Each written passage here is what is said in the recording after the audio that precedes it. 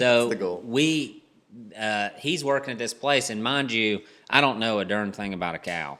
You know, he's had horses my whole life, but so I go, and I don't own a pair of blue jeans. I don't own a pair of boots. I showed up in a fishing shirt and some Carhartt pants, you know, and absolutely fell in love with it. I just loved it. I loved the work.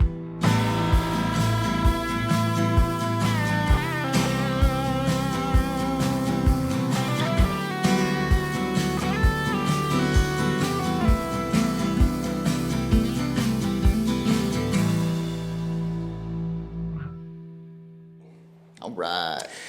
Welcome to episode 6 of Tall in the Saddle podcast. Have we already got 6? That's pretty wild. As always, I'm Bobby Cahey. I'm Jake Corwin. And over on the end of the table is our guest for today, Dalton Darnell. And Jake will give him a nice intro here in just a few minutes. But for a while, I want to keep on with the normal business at hand and remind everybody that we are still fundraising at National Center for Healthy Veterans for the continuing of building our barn and a few other structures. So please visit our website, visit our YouTube page, check out what we're doing, see what's going on at the farm. Come be a part of it. Don't forget about Thursday night bonfires, the first Thursday of every month, and the third Saturday of every month, Volunteer Day. So get on the website, check us out, get involved, come see us, and let's kick this episode off. Yeah. So this is an exciting week for us. Dalton's here from Alabama. Let's go. Roll Tide. Roll Tide. He's going to be doing a ranch roping clinic for us. He's worn a lot of hats in his career, in his life. Professional fisherman, restaurant manager, Air Force mechanic, right? Mm-hmm. And then somehow got on this cowboying journey, and he's an okay roper. I mean, I would say he's almost at my... No, I'm just kidding. I could teach the basics. He can catch one hind. No, he's a fantastic roper, and they run a company called 310 Ranch Life that makes some really, really cool ropes. We've all bought several of them over the years, and I've worn out a few, so... Thank you. I appreciate it. They're good stuff, and a lot of fun to be able to try different ones and put them to different uses for different applications. So we're excited to have you here. Thank you. And, Thank you for having me. Tell us a little bit about you and how you got here from there. Okay. So I feel like I've lived about 10 lives, and I'm only 33 years old. But I grew up in Central Alabama. Like every normal kid, played ball, played baseball, and played in high school. And I wanted to play in college, but my folks got divorced when I was younger. I was probably 10 years old, 9 years old, somewhere in there. And when my folks split, you know, I was your typical divorced kid, so I went to my dad's every other weekend. He always was training horses. He rode broncs, that sort of deal. And so we'd go over there and go to rodeos and stuff. But typical childhood, you know, didn't grow up on a ranch or anything like that. Neither did he. And anyway, played ball through school. That kind of petered out when I went to college. I tried to, I thought about walking on at a JUCO, and those guys were just so much more advanced than I was. Alabama Junior College? Oh, it was, okay. Yeah. Well, I don't know what a JUCO is. JUCO is it's a 2-year school. So I went and watched a practice and was just like, man, this is not going to work out. And so I got an offer to go fish at a school called AUM. It's Auburn University Montgomery. And dove right into the fishing deal and absolutely freaking loved it. I don't think there's a thing, roping included, that I love more than bass fishing. So wait, you've been saying Roll Tide all morning. You went to Auburn? Yeah, but Roll Tide. Roll Tide. It's a sister school of Auburn. They're the only ones that offered me. So it was fun, and I loved it. I loved it too much. It most certainly became my identity, and it most certainly was a death road for me. That's kind of a...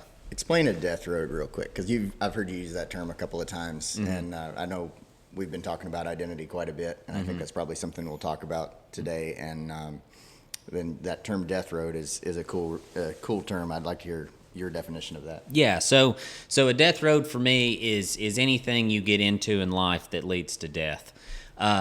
Which is almost, it's everything but one thing, pretty much. But there's two different kinds. So there's the kind that everybody warns their kids about, which would be like, I don't know, meth, right? Heroin, like pretty easy Those are ones. the clear ones. Those are the death highways. Yeah, exactly. It's like, that's pretty obvious. And then there's the ones that the world will reward you for, which would be sports, your job, right? Anything that takes away that you find your identity in that is not Christ. So, But those things aren't inherently bad. It's when they get out of balance. 100%. Yeah. So you need to carry your identity into your vocation, into your hobby, and you need to take it with you when you go. It doesn't need to become it. So for me, my hunt for love and acceptance came through baseball, came through bass fishing, came through my career, and there was death at the end of all these things. Mm-hmm. While everyone in my life praised me for my work ethic and my I put forth a lot of effort in these realms of my life. Like, I wasn't always the most talented, but there was not a single person that was going to outwork me. And all I found at the end of these things was death. There was no life in them. And God, through my life, just gradually showed me this. And it was one of those things where, looking back, he was there with me the whole time. He was just walking along and like, okay, well, we can go down this road and you can put all your eggs in this basket and try really, really hard. And the humbling of all of that kind of is what brought me to the point in my life where I started truly seeking something else. But yeah, so I started fishing and loved it, man. It's like crack for me. Like, I literally, when we moved away from Alabama, which we can get to that in a little bit, but we left Alabama and I was cowboying all over the place. When we moved back, I have made it a point to stay away from it because I will neglect my family. I love it so much. By yourself. But we were talking last night. You do like to fish with your kids. Yes. Now that's different. Right. But competitive fishing competitive. and sitting in a canoe. Distinguishing between the two. Yes. Yeah. Like me and my little man will fish pond or whatever, and that's fun. And he's kind of got the eye of the tiger. But like getting out there for a bass fishing tournament is a different ball game for me. It's a lot of fun. It's a lot like roping. It's a puzzle. I had the privilege. I didn't understand the concept of just how legit it is. And I went with a friend of mine when I was probably 16 years old. And he was quite a bit older than me. And we went and fished a tournament on Smith Mountain Lake. And I got to go as a guest, basically, but I was fishing. Well, it was 12 o'clock. I mean, we started before the sun came up. And it was 12 o'clock. And I'm looking around. I'm like, Tim didn't bring a lunchbox. Yeah. And he said, dude, there's a pack of nabs in there if you want to take your time to eat them. But he never put his rod down. I'm like, I thought we were supposed to eat a peanut butter and jelly sandwich at some point during this deal. No. And I'm like, whew, this is a whole different ballgame. Yeah. Like, it was just all business from the moment you left the boat dock to the moment you got, and then you're in a hurry to get back.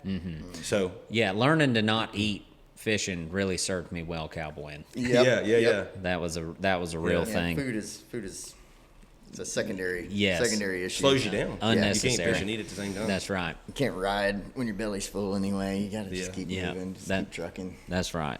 So I fished, and while I was fishing in college, I was bartending at night for Outback Steakhouse, and was just good at it. I'm kind of that kind of guy, you know what I mean? And so I could work at night and fish during the day, and when my fishing career kind of came to an end, I left school and I tried to fish with the big boys and just got clobbered. I mean, it was, if you don't have enough money to go do that, it is not a fun deal. And so it's like team roping. Yeah, it's rough, rough. So I traveled around for a year and tried to fish and just got annihilated. And so I came off of that and I really found my purpose in fishing. Like, I really truly believed that that's what I was supposed to be. Like, this is what I was born to do, you know? And when I ran out of money, I was tens of thousands of dollars in debt. I wasn't married yet, and I was fishing Lake Gunnersville, which is a place that I had been very successful in the past, and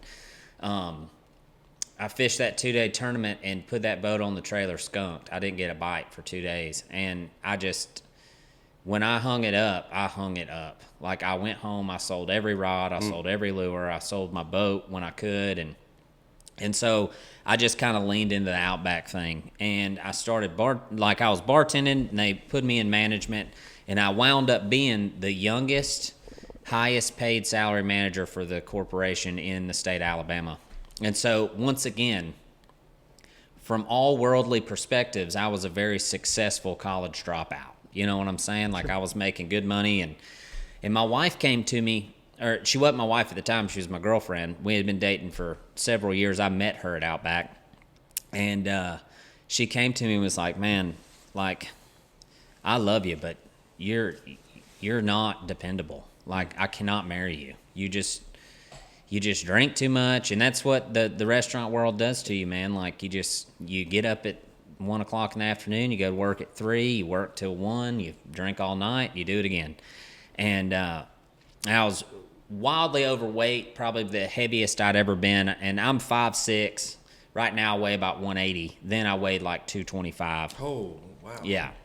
And just drinking a lot, like a lot. And so she tells me this, and then right after that, my brother was in OTS for the Air Force, Officer Training School. It's right there in Montgomery where we live, and they come over for Thanksgiving. His whole class came over. My brother's in the Guard. My brother-in-law's in the Guard, and then my oldest brother was graduating OTS. And all those people are in there, and, you know, I'd been to work and was drinking. Place. Yeah. Played that golf course. Very close. We live about 30 minutes from there. Yeah. My buddy, my best friend was an instructor there for a while. Okay, cool. Yeah. Jonathan Eli, how are you? There you go.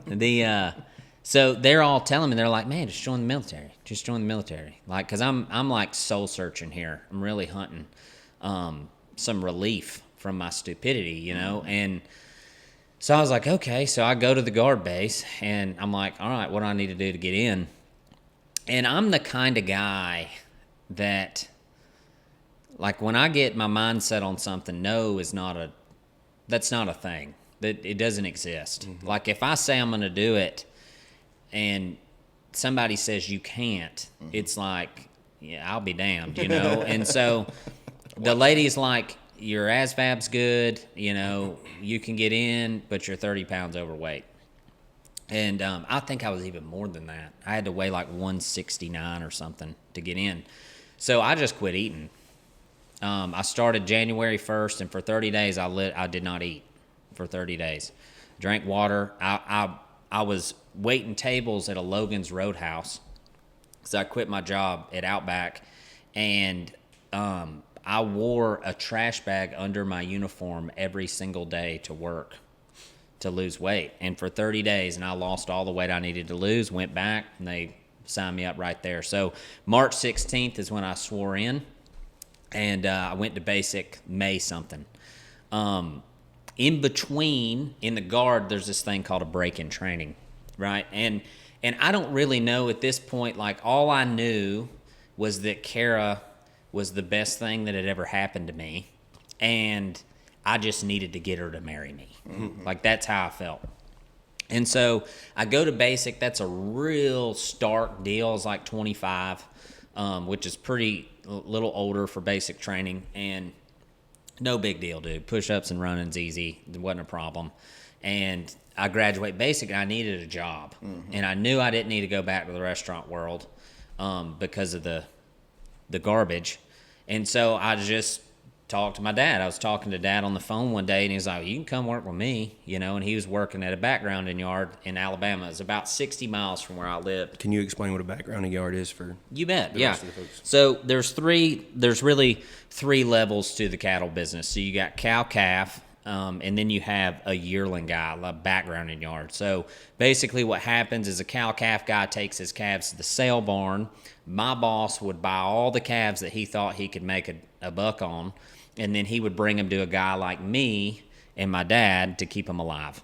Mm-hmm. Preconditioning typically takes about 45 days to get them what we call straight, which is where they're not going to get sick anymore. From there, they go to a feeder, so like a feed lot or grass where they're going to finish them or whatever, and then they get butchered. So it's the equivalent of college for cattle. Yes, 100%. So and just like in college, first 2 months, everybody gets sick. Exactly. They put on a little weight. Exactly. And they put on weight. That's right. Yes. So the goal. He's working at this place, and mind you, I don't know a darn thing about a cow. You know, he's had horses my whole life, but so I go, And I don't own a pair of blue jeans. I don't own a pair of boots. I showed up in a fishing shirt and some Carhartt pants, and absolutely fell in love with it. I just loved it. I loved the work. And I didn't do anything fun. I pulled wire and drug off deads and put out hay, and I just thought it was really cool. And but it was just a interim. Like, I'm just trying to get to tech school because the plan for life was to work for the Air Force. And so I can remember the first time I'd been there a month or two, and Dad was like, hey, catch a horse, we got to go doctor this calf. And I didn't really even know what he did.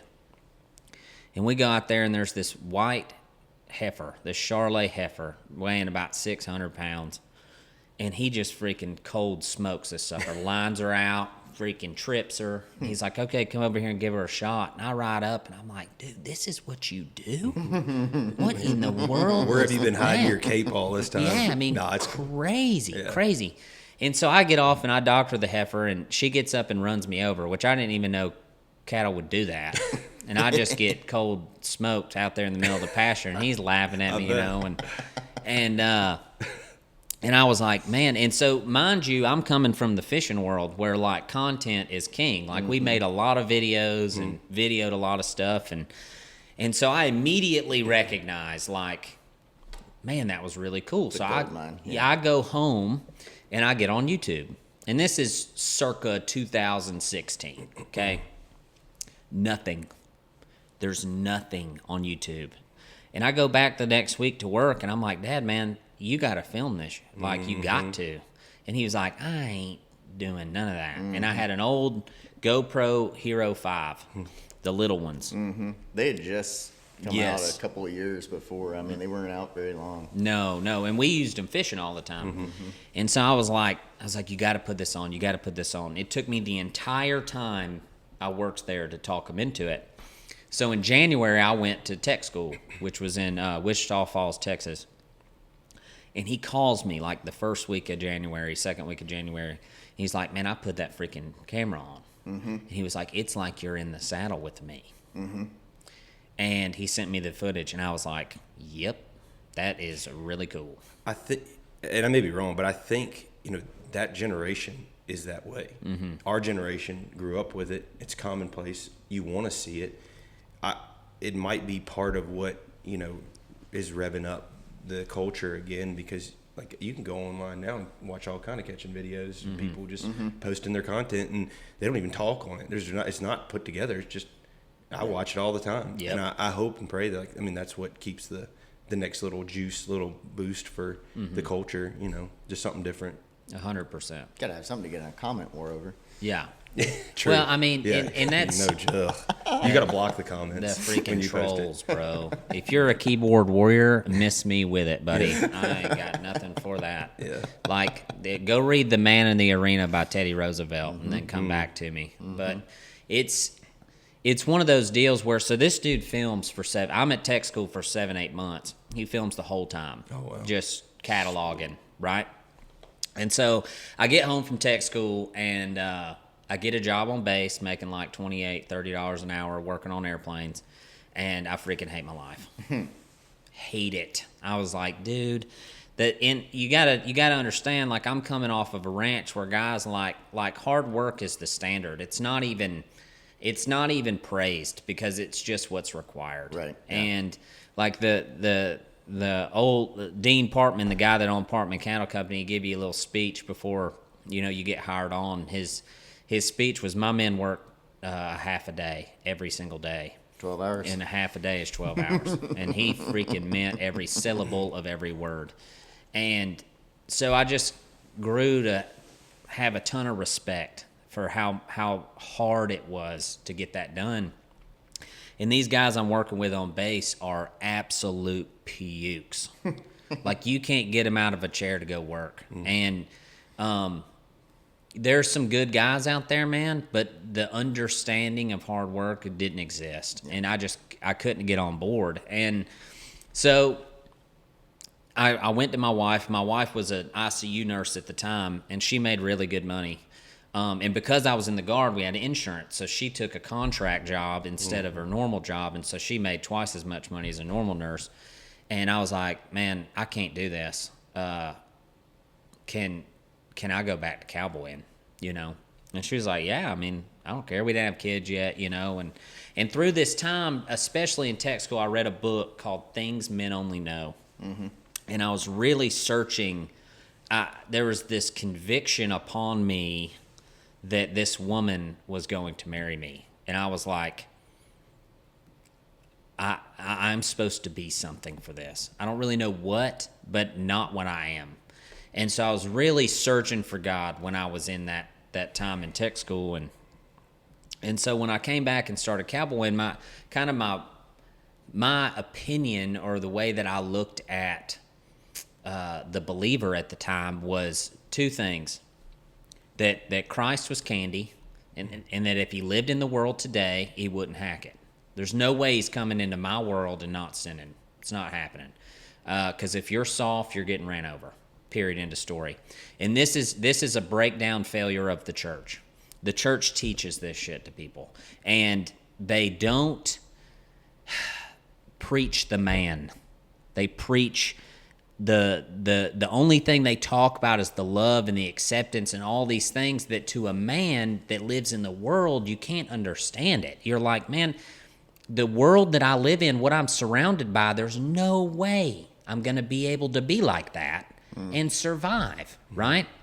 And so it's this separation worldview of like, there's scarcity. Like, you have to go get what's yours. Loving people gets you nothing. And so It might be true. this along with my dad and my granddad were believers, but I'd never really seen them sin. I've never really seen them work through trouble, right? And most of that is because of the broken home. Like, if I walked with my dad day in and day out, I would have seen this a long time ago. But I'm 25 years old, and I never really seen the guy like lose his temper and stuff. You know what I mean? Like, and I was always like, man, I'm just not like that. I'm not going to be like that. And so you take me and you stick me with him doctoring yearlings. And that's when it truly changed. So this took a long time because I couldn't doctor yearlings when I first started. Once again, I didn't own a pair of boots, you know?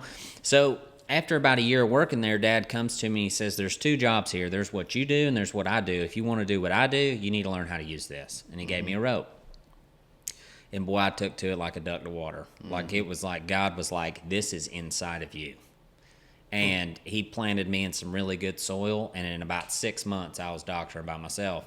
And I had some really great horses that I rode. Helps. And my dad is an incredible teacher. To someone who has the natural inkling and the work ethic, like, there's no better instructor. It's interesting you say that, because as much as he is seen on social media, there's no teaching involved with. I mean, you can learn by observation, but I could sense that, but there's no way to like truly know. I mean, I trust what you're saying, but like, you can just tell him like he would be really good, and like, you pick up on little things when you watch him do stuff. But I kind of thought the same. The student is very important for him. Yeah, but it's probably more personal. Yeah, he strikes me as one of the what I would call the older school guys that if they see a lot of try in somebody and a lot of promise, then they'll help them a little bit and they'll give them a tip here and there. And if they see them doing something, they're like, hey, if you change this, it'll help that. But he's not going to go out of his way to really get somebody excited about it. Yes. Well, he could be considered a little like hard to approach, probably. And the benefit that I had is I'm his kid. And so he's never going to offer you unsolicited advice. Right. Ever. I had a conversation with him.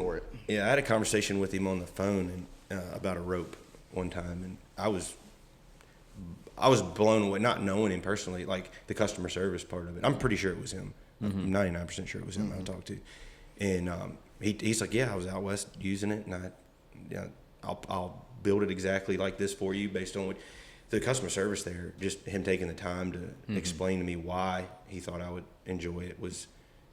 Another reason why I kind of felt that way. Well, for myself, because I had no fear, he's my father, to ask questions. Sure. And then I'm inquisitive as is. Yeah. And God has given me a natural ability to break down and explain the mechanics of these things. Like, I was just like sucking the life out of the guy, which he wanted to give it. You got a relationship back too, right? Exactly. Yeah. So this was a total, really cool time in my life that I cherish deeply, even though it's probably some of the hardest work I've ever done. No question, hardest ranch I've ever worked on. There's not even anything close. I haven't worked anywhere that these guys, like, maybe think they work hard. Maybe. And me and Dad talk about it all the time, and we're like, yeah, no, bro. No. Because you're Friday night, 11:30 at night, hauling cattle. Like, every single week. And driving 60 miles to and from work every day. So it was a different ball game. And this guy poured into me at a really good time that totally transformed my my abilities. And so we're working together, man. I'll never forget this. I looked over at him, and we had just had a bad calf or something. He was cussing and carrying on, and I'm pretty foul mouthed regardless. And so I look over to him. I'm like, you can be a Christian and act that way? And he just plain as day, didn't skip a beat. Just looked at me and was like, I hope so. And so he was like, he stopped the feed truck in the front yard of his house. We were at Oak Hills, which is where he lived, feeding calves, and making the list. And we were halfway through, and he just pulls in the driveway. He's like, come on, I need to read you something. He takes me in, and he reads me Ephesians 2. And Ephesians 2 says, the first 3 verses are, everyone deserves wrath. Every person has followed the spirit of the air at some point in their life, and they deserve wrath. And then in verse 4 it says, but God. Right? So, you gotta love a but God. Yes. Or but not. I love it a lot. Oh yeah. So I hadn't seen that before. The whole tattoo is to that verse, and it completely changed my life. And the second tier to this is, my granddad gave me this thing they call a Bible stick, and they gave it to guys going overseas, and so they could listen to it, and it had the Gospels on it, and I started listening to it when I was putting out hay. And so I listened to the whole Gospel. And while I was listening to it, it was such a stark contrast between what I'd heard at church my whole life and what was actual. It was the feel versus real, right? And I was like, dude, this guy. And the passage that changed my life the most is Peter asked Christ a stupid question that he had already explained, right? And Peter's like, Lord, tell me what that means. And Jesus is like, I done told you what it means. Listen, open your ears. I was like, all right, son. Like, this guy, like, he ain't ugly, but he's frank. You know what I'm saying? He's like, hey, man, if I'm talking, open your freaking ears up and listen. And so I quit comparing myself to Christ, right, and started looking at myself as Peter. It's like, I'm not ever going to be Jesus, but I can be on the team. Like, I can be Peter. Peter's an idiot. Like, he had 2 names. Like, I can be that guy. I can have 2 names, you know? And so this shifted kind of the way that I viewed being a believer, and like my role in it is, perfection isn't the goal. Perfection is what happens when you die and go to heaven. And it totally changed everything. And my viewpoints have changed a lot over the years. And you can even listen to it in my podcast, like from episode 1 to episode 50 right now. God is transforming my heart and my mind on a daily basis. And so there's some things that I've said on the podcast that are, those viewpoints are, he is working on me. Yeah. And that's the point of the podcast. The point is that you're not on an island, and that we're all on this road. And if we're on the road together, and I share my suffering or my failures with you, and you share yours with me, and wisdom is the wise application of failure, then I don't have to screw up as much, and neither do you. And so it's real freeing, because if you're just sharing your failures and the things you're struggling with, that's easy once you kind of get good at it, you know? Well, nobody's perfect. And if you're not making changes and getting better or making steps forward, you're either stuck or going backwards.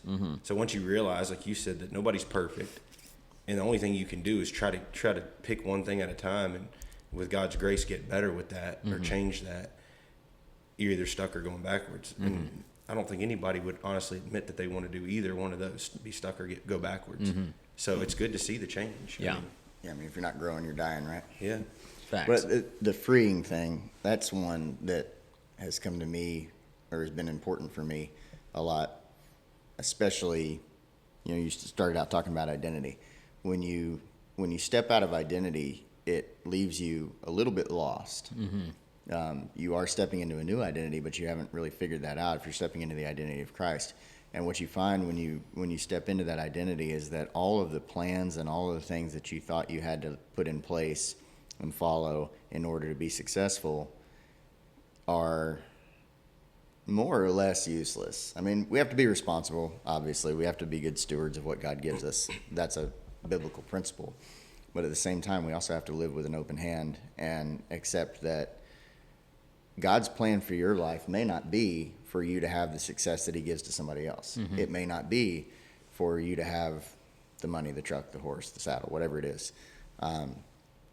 If you can live in that and live in, okay, I've got to do what God puts in front of me today, be responsible with what he gives me, try to make reasonable plans for tomorrow and the future, but accept when God changes those plans, that's an extremely freeing existence. Yes. Because the world will tell you if you don't do this, this, and this, then you're going to fail and you're going to end up, you're not going to have enough money when you get older or whatever it is. And Scarcity, yeah. And the Bible, everything in Scripture says the exact opposite. It is done. Of that. Yeah, it's done. And, if I take care of the sparrows, am I not going to take care of you? Yes. Right?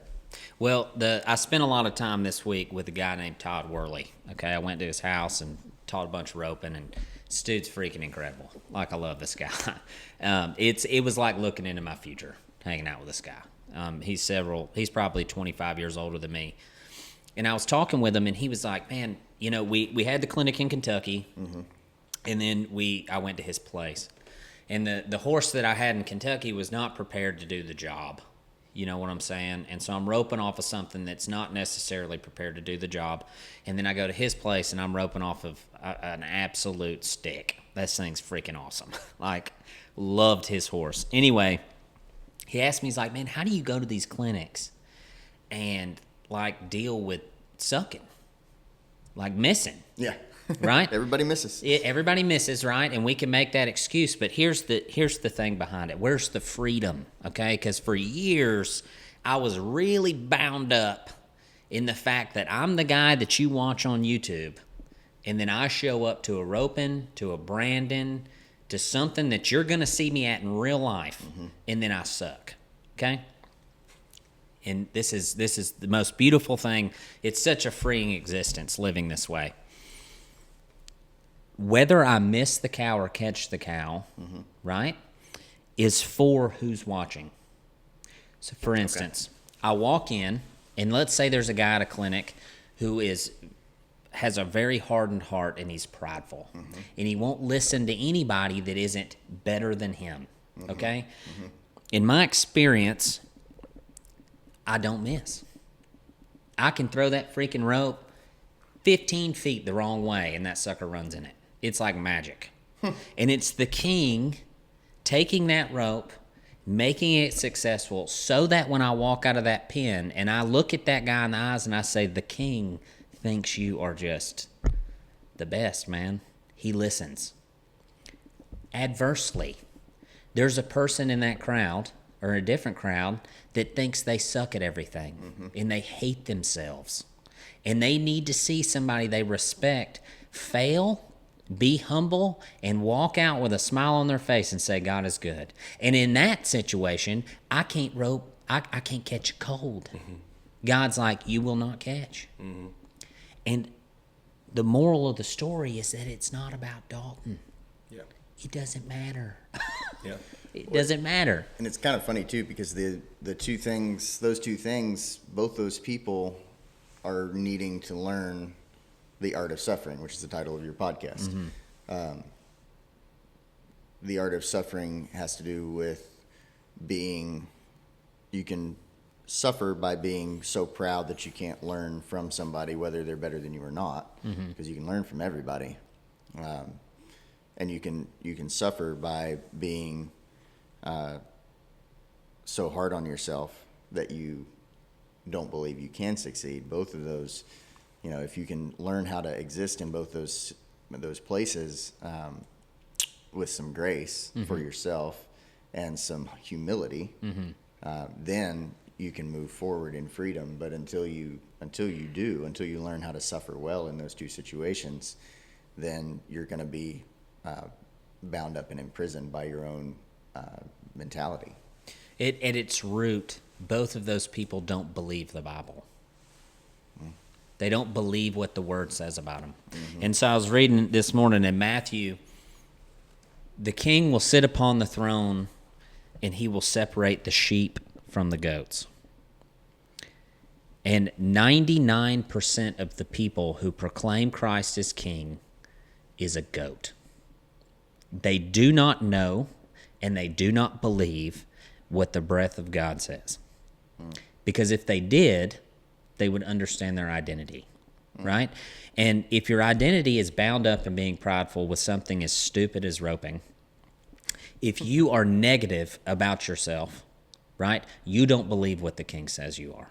You don't believe that you were fearfully and wonderfully made. You don't believe that you are made in the king's image. And if you don't believe these things, you don't believe the word, and you are a goat. And so this morning at devotion with y'all's guys, which is freaking unbelievable. Anyway, really cool stuff. That's what I started with, is I was like, before we go any further, you have to understand that if you don't believe what I read to you, you will not understand, ever.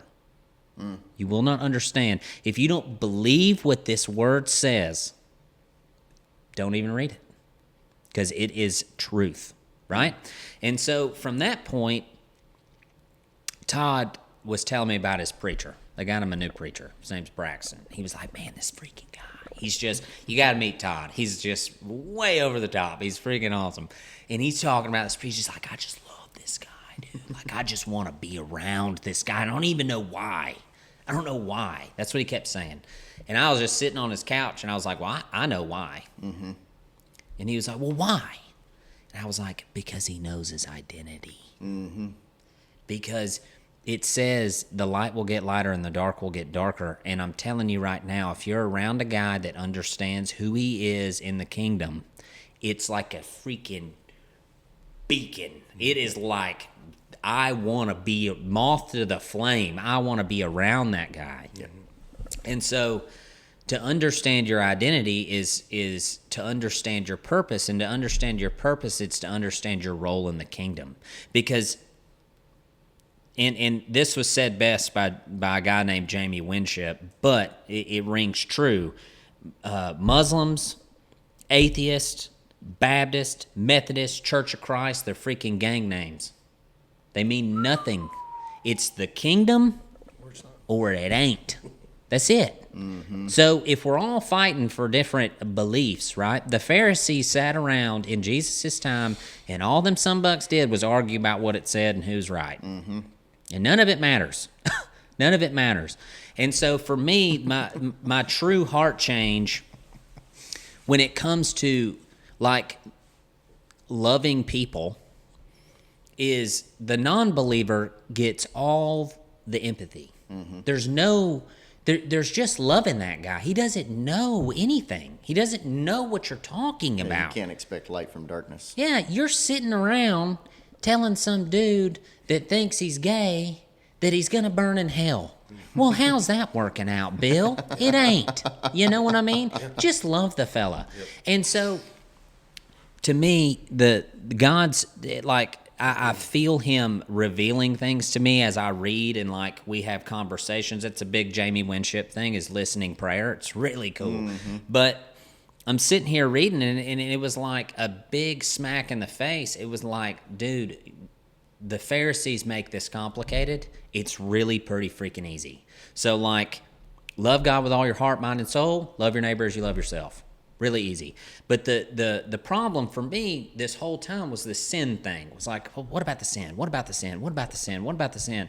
Because that's what everybody argues about. That's a sin. This is a sin. It's all the same shit. Yeah. You know what I mean? So God brought me to a verse, and this is the kind of stuff. It's like reading Proverbs. It's just like, wow, that just makes sense.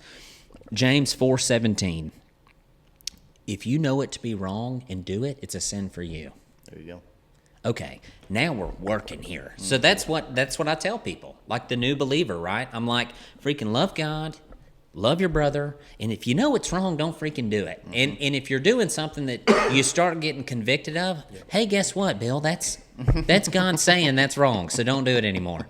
And then freaking forgive yourself. It says in the book, if you believe what the book says you're forgiven. Yeah, and that's the difference, is the conviction, right? That's what you didn't have before, and that's how you know that you're at least in the right direction. is the conviction of it. 100%. Right? 'Cause you didn't have that before. Yes. You had the consequences and the ramifications of it, but the conviction of like, I'm hurting somebody else's feelings. I'm doing something to someone else other than myself.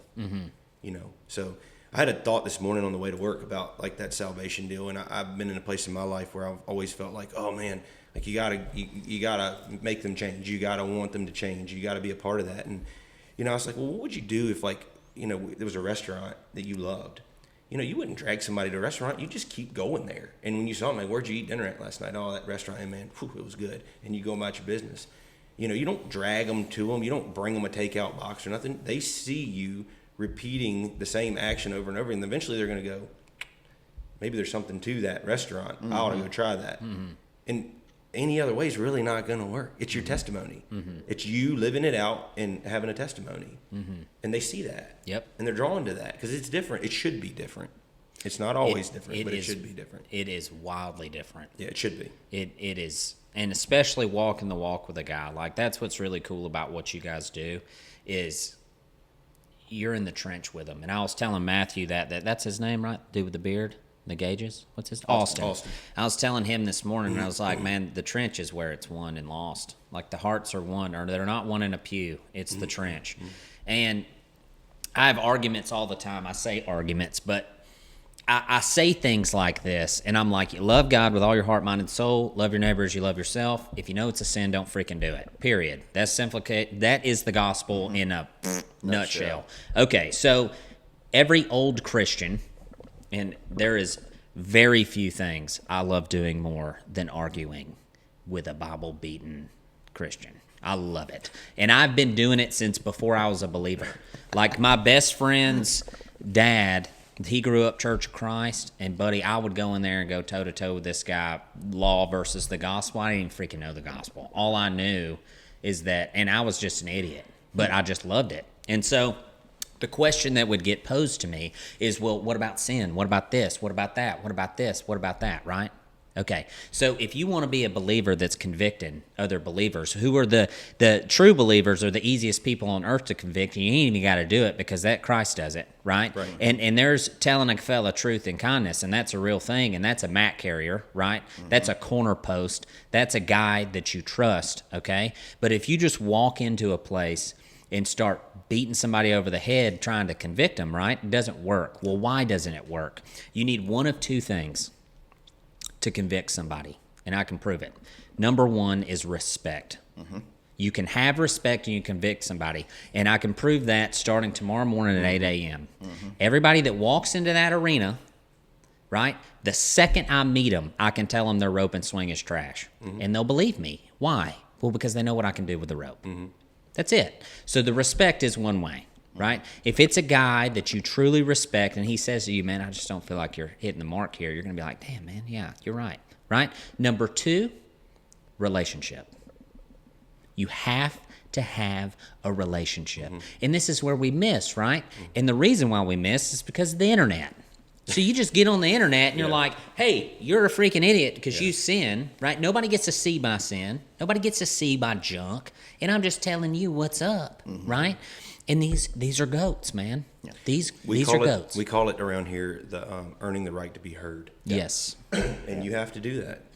Which is, that term comes from the Young Life organization.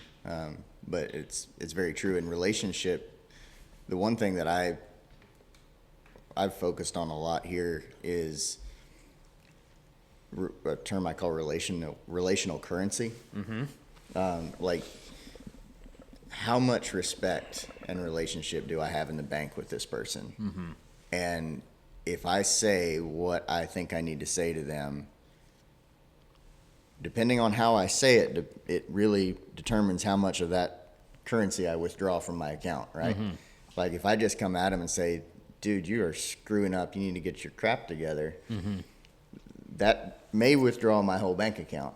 Yes. Or if I say, dude, are you sure that's the right way to do that? That might not even withdraw. That might only 50 cents or whatever. But that concept of currency and, like, do I have enough? Are they in a place to hear this? It's those types of things are the I don't know. They're the pieces of that I spend a lot of time trying to make sure that we get right here. But you're right. And the thing about relationship and respect is both of those things have to be earned. 100%. And just like that bank account, you have to pay into it over time. So, Yep, that's good stuff. you guys All right. forgive me. I'm answering text messages Yeah, while we're doing this because I got a yeah. whole lot of business going on this weekend. Hang on. Let's Just change gears a little keep on bit. going. Okay. Let's talk about work a little Okay. bit. A little bit. I want to know because I don't know the story. Can you nutshell how 310 and what is 310? I do know what that is. I've Okay. done enough listening. So to that, but 310 is Philippians 3:10. This verse gives us our purpose. It in a nutshell says, for our determined purpose is to come to know the King, share in his sufferings in order to be transformed into his likeness. So that's where the verse comes from. And I think that makes perfect sense after our conversations. I think people can understand and see that in your mission. And so, how long have y'all been up and running? Somewhere in the middle of 2017, 2018. We started the YouTube channel. It was in January 2017, and that was kind of the beginning. In the beginning, our goal was to do what you do in the fishing world: build a following, and then promote somebody else's products. And they wouldn't have it. Like the cowboy world in and of itself, when it comes to business, are about 15 years behind the rest of the world, and that's what kind of gave us a hole to run through. That was Also in pricing. yes, 100%. So we started the YouTube channel, got a following on Facebook and this, that, and the other. Well, I mean, we posted the first video, and Dad didn't even have a Facebook. We made him a Facebook, put the video up, and in 2 days, he maxed friends. Like, he couldn't get any more followers on Facebook. And so we were like, holy crap, and we took a rope. We took some ropes. We had a rope in Gay, Georgia. We took a table full of ropes down there from Cowboy Cordage and posted one picture on Facebook, and they were gone. Boom, like that. We were like, holy crap, So we called Cowboy Cordage. We were like, hey, we also called some dope companies too, like Zaprevo and Merck, and we were trying to. Dope is a cowboy term for antibiotics Yes. and drugs that heal cattle from sicknesses. Yes, that's right. So we tried to kind of be influencers for them too, because we used a lot of their products, and everybody was like, no, that's not a thing. So when we called Cowboy Quarters, we were like, well, can we wholesale for you? And they were like, yeah, sure, you can do that. So we started selling on Facebook. And this is before Facebook Marketplace or any of that crap. It was just straight up, like, we'd make a post, we'd sell 15 ropes or whatever. And so we did that for about a year. And then Joni, my stepmom, built our Shopify store, our first website. And we filled it up with Cowboy Cordage ropes and just promoted them, kind of renamed them for our deal, and it went really good. And about a year after that, we did 310 EDU. So my cousin Peter owns a company called Groove Rings. They sell silicone wedding rings. Really? And he told us, he was like, I would trade Groove today for a teachable skill. And we're like, well, we got a teachable skill. So we created 310 EDU, which is our educational website. So everything you see at this clinic times 1,000,000 is what lives there. We started that, and it did really good. And over the years, we just grew it. We just grew the social media and that sort of deal. And about a year and a half in, roughly, this would have been like 2019 probably, Peter called and was like, hey, you really need to come up here and meet with our marketing people. He's talking to Dad. Dad was like, man, I ain't going to learn how to do none of that. And I was like, well, I'll go, So my son was born in December of 2018. And he was a NICU baby. He was in the NICU for 5-6 weeks or whatever. Came home weighing about 3.5 pounds. And I just couldn't do it. I couldn't give him to someone else. So I quit my job, cowboy, and stayed home with him and started working for 310 for free. And because it wasn't making enough money to pay anybody, really. We were just pushing all the money back into it. And so I went up to Nashville and met with Peter and his guys, and he stuck me in there with his marketing team. There's like 5-6 dudes in here. He had a guy for every social media. So he had like a Google guy, an Instagram guy, a Facebook guy. This is before Instagram and Facebook were together and all the things. And so I sat in that room for about 5 hours, and I just simply wrote down every single acronym and word they said that I did not know. Just sat there in a notebook, and he's just steadily talking, explaining marketing funnels and freaking social media and blah, blah, blah. And I'm just didn't ask no questions, just wrote down the terms. And I came home, and it took me about 3.5-4 months to kind of get through all my research, and I taught myself from that notebook how to social media market. And my brother Kyle in the beginning was our cameraman. He would come to the ranch, he'd film us, like some of those videos that y'all see that aren't GoPro stuff, that's all Kyle. Any drone work, Kyle did all that. And so in this same amount of time, or this same time, I would go to Kyle's house, and he would edit our videos, but I was like the content expert. So like I would say, nah, horse is out of shape there, let's not put that in there. And he'd come to our ropings and stuff and film other people, cowboying or roping. And so we really were, the two big things in the beginning and still to this day are really core values of 310 are authenticity and then taking care of the brand. So like, you can take a snapshot of a guy at any point and make him look like a dink. Same with video. Everybody's got to tune on their horse from time to time. So we were very, very, very aware of this. And we really took care of the image of the work in Cowhand. Like, because the world doesn't understand it. And so that authenticity factor, that was kind of what I was there for, was to make sure that what we were showing was a good deal. Yeah. And through this process, I learned how to edit in Premiere. And so I started making our videos and kind of became the marketing director / video editor. And that was kind of my deal. And we started marketing on Facebook probably halfway through 2019. Explosion. Stupid. Totally different ball game. And throughout the years, like the social media space shifts a lot. It's an ever-evolving thing. Facebook was the beginning, but like our Instagram account and then TikTok came along and email marketing and like all of these things. I'm self-taught on all of those, but that's kind of the nature of owning your own business. Like someone's got to learn how to do this stuff. And so we get into this past year and everybody's kind of going separate ways and that's a story for another time. But long story short, me and my wife moved back from Oklahoma to Alabama. And we were there for about 6 months. And Joni was kind of the anchor to 310, was like the logistics person. So like my dad and myself were big idea guys. And then Joni was like the one that would figure it out. It's like, hey, we should have a website. She teaches herself how to build websites, you know. And so Joni is 100% as much of a key to this as Dad or I am. And she was getting real burnt out and was just done with the stress of it all. And so I was kind of the next in line to take over. And so before we moved the company in April of last year, April of 2024, I kind of took over all the decision making financially, like really became kind of the general manager of 310, not just the marketing, but of the whole company. And we did a lot of things financially that just required a lot of change. For anybody watching this that's going to start their own business, if you have less than 50% profit margins, you're going to fail.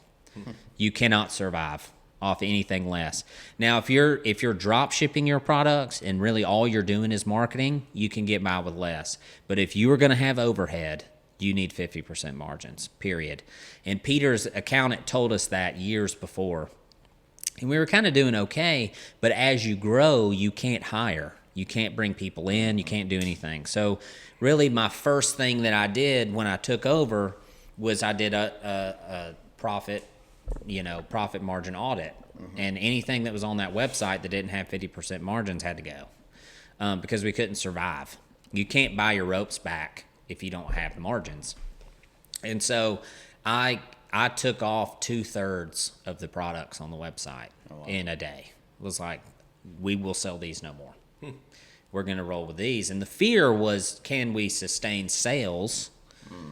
And that was a real big question. You know what I mean? And luckily we have an incredible client base, and like our customers are very loyal because of the customer service and our shipping times. Like other rope companies are out weeks on ropes, and that does not happen. You'll have a quick turnaround.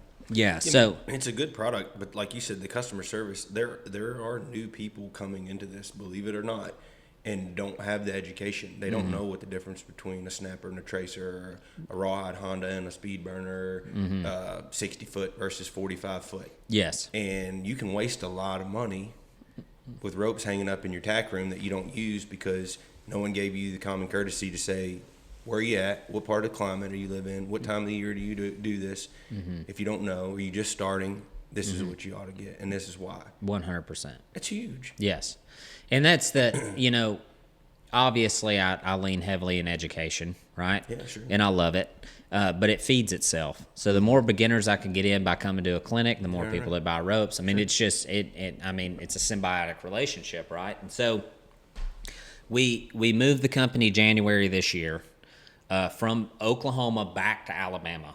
And I got us a little warehouse there, and hiring was a nightmare. Still is. Nobody in Alabama does what we do. So the people that I'm hiring don't know how to coil a rope, much less tie one. And so you're teaching them from the ground up. And for the first 3 or 4 months that the company was there, I'm literally loading up my GMC Acadia with hundreds of ropes and tying them in front of my TV at night to get orders out. But that's what we do. Right. Like, that's how we have such a loyal client base. It's like, we get you your rope, man. Like, I get it. Like, I've done the job, Well, and I think, too, for, like, what he said, for this culture, right? Especially when you've got beginners coming in, we've been talking a lot about this lately, but the concept of gatekeeping, right? Yes. Cowboying, ranching has always been a very gate-kept community. It's been guarded to a certain extent by the old guys that wanted to keep people out who didn't have, or who weren't willing to put out the effort to maintain what it was, and who just wanted to take advantage of a system that could potentially make them money or make them look cool. Yeah. Neither one of those things are things that most true cowboys and ranchers are willing to, they're not willing to foster that pride or greed, right? Yeah. So, for you guys to say, hey, we want to teach people how to do this, and if you don't know, call us, and we'll get you the ropes. We'll help you get set up with what you need. We'll help you learn how to do it. And at the end of the day, the same thing still accomplishes, because if you're not willing to put out the effort, you're not going to succeed at this. Like, this industry gatekeeps itself simply by the nature of what it is and how much it costs. It's not cheap. No. It's not cheap to do this stuff, and it doesn't really make sense to do it unless, one, it's a passion, or you can make some money with it. If you can make a living with it, right? But I think you guys have done a good job of changing that, and I think the gatekeeping it's changing too. Dale Brisby's done a good job of this, just helping the ranching and cowboy lifestyle get into the modern era has really changed. Well, I think what we realize maybe is that it doesn't matter if all these people want to get in and just wear the clothes or, listen to the music. What does that matter? You can still go be as handy as you want to be by yourself. The handy guys are going to rise to the top still every be time. handy. Yeah, they're still going to be the handy guys. Yeah. And it's all you're doing is increasing everybody's success by doing that. Yellowstone, like it, love it, hate it, I don't care. Yeah. It's been a game changer for the cowboy lifestyle. Now, there's a flip side to that in the fact that if I want to go buy this hat, it's $100 more than it used to be, right? Sure. That kind of sucks. Yeah. But for the guy making the hat, it doesn't suck. No, it doesn't. And I'm the guy making the hat, so to speak. Right. I mean, and the biggest complaint I've gotten through the clinicing is like guys will go teach this stuff, and they almost, whether they know they're doing it or not, doesn't matter. They keep it so remedial, a guy's got to keep coming back to them. Yeah. Right. And they don't hand it off, right? And so that is not what I do. I don't. And I don't hide from people. Like lots of clinic hosts will call me and they're like, we'll have you a spot where you can kind of retreat to. And I'm like, what are you talking about, dude? I'm bought and paid for 2 days. Like, if you want to stay up to 12:30 at night talking about roping or Jesus or whatever the heck you need, I'm here. Like, let's get after it. And so there's no hiding for me. I'm here to work, and We talked about that last night, being fairly new to the whole deal. That was my turn off at the beginning to clinics because all I ever knew or saw online, it was you'd either get a 20-second taste with no explanation, so they were hiding, or they were trying to make money or hide off of it, which is fine. Or when you do see them in person, they're like, it's just like, man, I'm not gonna be able to take any of this home for sure. And I never felt that personal connection with the person, and that's huge. If you're spending a lot of money to go learn from somebody, as a clinician, you owe them that. 100%. The most valuable thing someone can give you is their time and their money. And like when I come into a clinic, and I'll say it tomorrow morning, I'll probably say it 3 times tomorrow because there's 3 classes.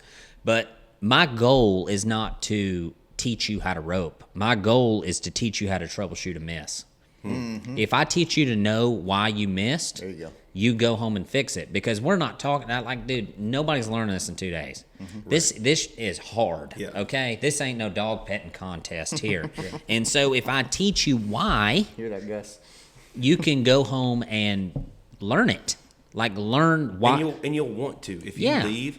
Like, I mean, I would literally have the phone on the back of the bumper of the car, and like your video up or something, watching. On the bumper of my truck in the middle of the driveway, and I live in a neighborhood, and my neighbors are looking at me like, what are you doing? Like, what are you doing? Number one, but that's where you you're not going to go jump on a horse if you're inexperienced. No. And have cows available to you and go do that. Yeah. It'd be great if you did, but you're not. So it starts in the driveway for this new generation. And why not support that? I don't care if you ever go catch a cow or not. Have fun in the driveway with your kids and a roping dummy. Yep. Do something in the driveway for fun. I learned every fancy shot you've ever seen me throw on pavement, in the road, in a neighborhood. Sure. Because my kid was colic and wouldn't shut up squealing, and the only time I could get him to be quiet was sitting in the driveway in 95-degree Alabama suck fest. You know what I'm saying?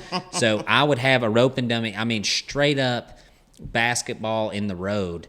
I would be in the middle of the road practicing a Del Viento, which 100,000 people have watched me teach on YouTube, in the middle of the road in a neighborhood in central Alabama, and when a car would drive by, I'd have to move my dummy so they could get by, and then I'd put it back in the middle of the road. Yeah, but how cool would that be one day if you see a bunch of kids out in the middle of a neighborhood street instead of shooting, nothing wrong with shooting basketball, but why not? 100%. Paying horse or pig with a rope. Yeah. And, I mean, it goes, like, Dad went to a trade show one time. The year I posted, it was the month I posted the Del Viento video. So look it up on YouTube or whatever. But he's at a trade show. He meets Jeremiah Watt. Oh, cool. And he's like, hey, we'd like to carry your spurs or whatever. And he says to Jeremiah Watt, he's like, yeah, my son just posted a really cool instructional on how to throw a Del Viento. And Jeremiah Watt was like, I didn't know anybody in Alabama even knew how to say Del Viento, which is pretty. Which means That's accurate. Yeah, with the wind, against or with Contra Del Viento. Contra again. Yeah. is against. Yeah, but it's I definitely know how to say it, and I definitely know how to throw it too. Jeremiah, come on, bro. But yeah, I mean, it's legit. It didn't exist in this side of the world, and so. That's why it was rare, and that's why our goal was always to pay homage to how hard these guys work, because we know we've done it, and that's what gives us the ability to sell the ropes. That's what gives us the ability to put ourselves in the shoes of the guys who do it every day, because we've done it every day. Yeah. And that's rare. Most people who own rope companies don't do it every day. No. So, before we start to wrap this thing up, there was one thing I wanted to touch on, and it kind of hits with what we're talking about now. One of the key things that we talk about on this podcast is pursuing excellence. Like, whatever you're doing, you're pursuing. Most of the people we have, well, all the people we have on here are the reason we pick them is because they're pursuing excellence in whatever field they're in.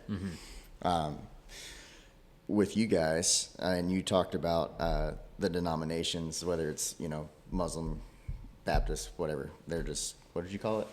They're gang names. Gang names, yeah, that's it. That's cool. So it's kind of the same way in the cowboy world too, because you have you got your buckaroos and your punchers, and you got people from different areas, and everybody does things a little different. You got your team ropers, you got your tie-on guys, and one of my mentors, he used to always tell me, Jake, it doesn't matter whether you tie on or dally as long as you catch. Yep. And that's kind of been the way that I've looked at this throughout my career is like, hey, if you can't go do it the way somebody else is doing it and be as good as them, shut your mouth. Yes.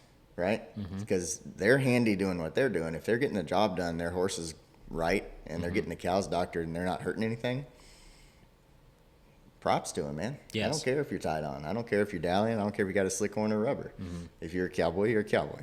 And that's kind of the thing, and that's really the thing with faith or with business or with cowboying.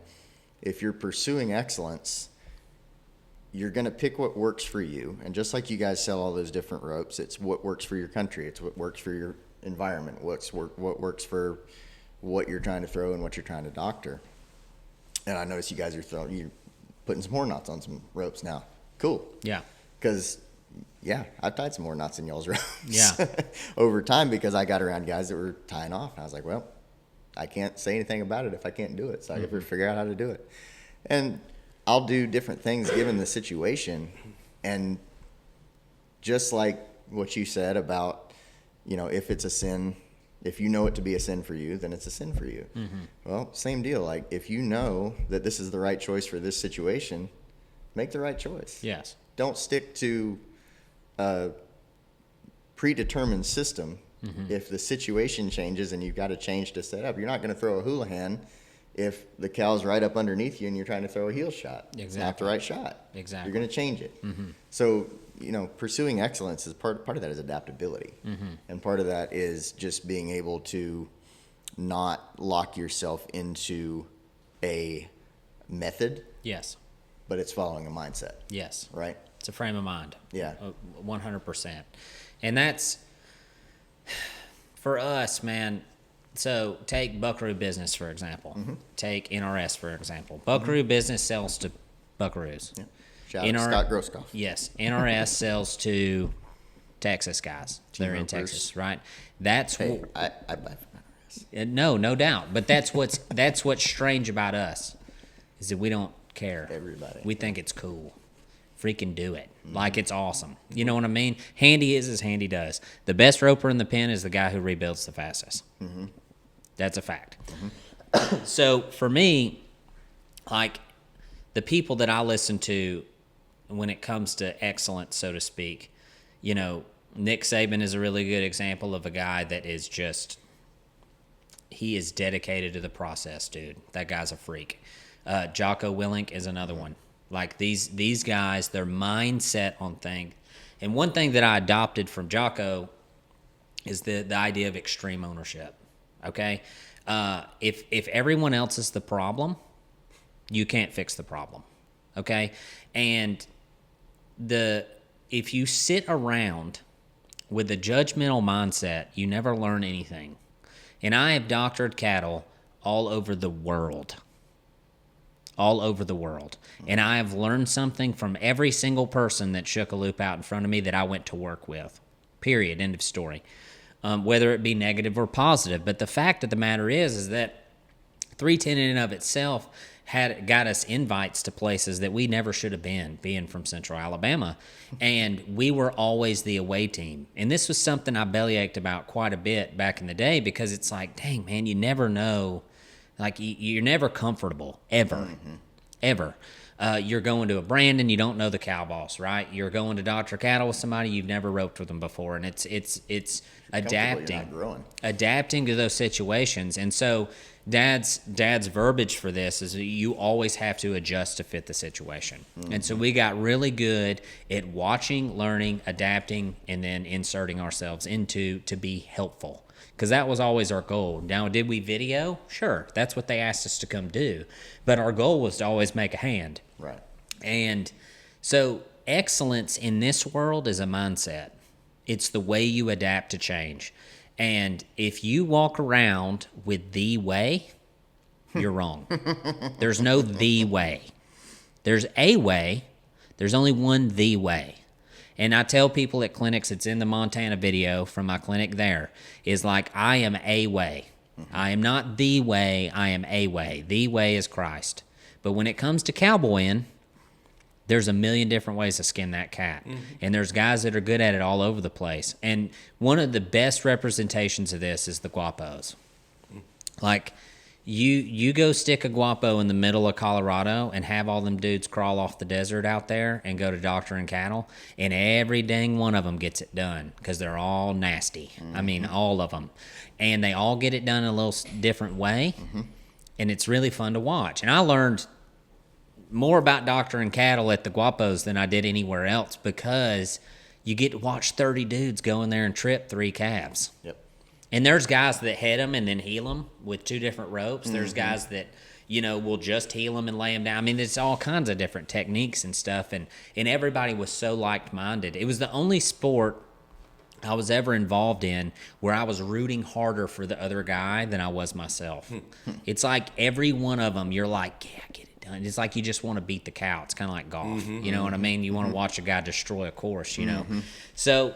Yeah, it's true. I never thought about that. I don't, I holler more for somebody like, yeah, it's a good catch or whatever. Yes. And like, you don't really do that. And That's what's fun about a roping. If you're with good people, like I've been to ropings where it was not that way, where everybody was trying to calculate, how do I beat them? How do I get that done? Or they were just sitting on the sidelines judging everybody, which sucks. But we did a scramble a few years ago where you do like 3 events in one go. They let 3 calves out and you got to do 3 different things with them. And you got this one, you had like 3 minutes. Yeah. And you had to tie one, pin one, and brand one, or doctor one. And dude, it was freaking chaos. Yeah.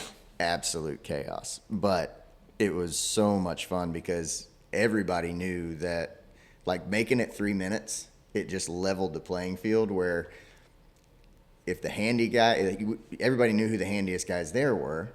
Everybody was pretty handy there. Yeah. But there were guys that we knew, at a normal show, they're going to be on the top. But if they miss one time, it's game on.